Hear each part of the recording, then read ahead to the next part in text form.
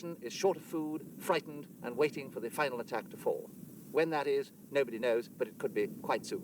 To keep the Mujahideen at bay, the government shells their positions with heavy artillery.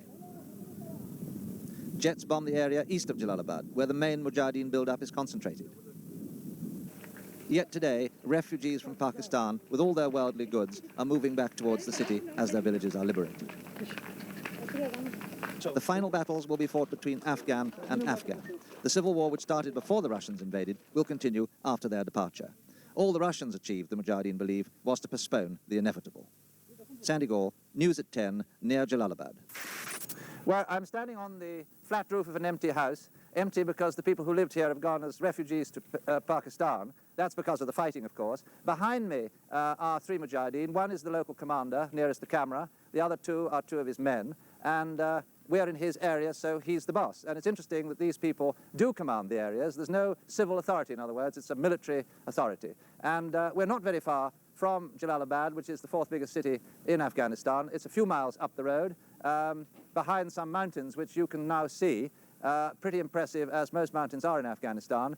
If you can see the valley, well, if you follow the valley up between the trees and go a few miles up the main road, that's Jalalabad. We obviously can't see it from here, but it lies in a sort of depression, and it's completely encircled by the Mujahideen. So they're in position to take it, but they haven't got a date yet for when they will take it. The Mujahideen commander who's sitting behind you, how many men roughly does he have under his command?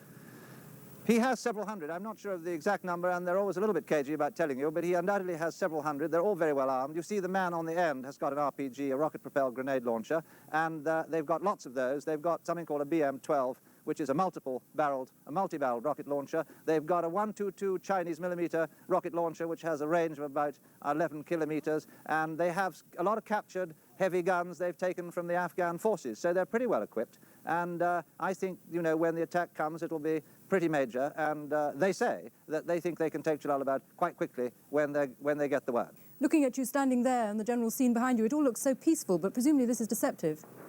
Somebody's just fired a shot over there, but no, it is fairly... It's fairly... it's a bit deceptive. I think when you get up near Jalalabad, there was some heavy shelling yesterday. We're some distance away now in order to talk to you. But when the battle starts, I think there'll be a lot of very heavy firing. And, you know, there are plenty of big guns around, and the government's got a lot of them. So I think it'll be very, very heavy and bloody when it happens. Sandy, do the military commander and his men that are there with you actually know the fact that the last Russian soldier has now left? Let me ask, Hashim, do they know that the last Russians have left Afghanistan?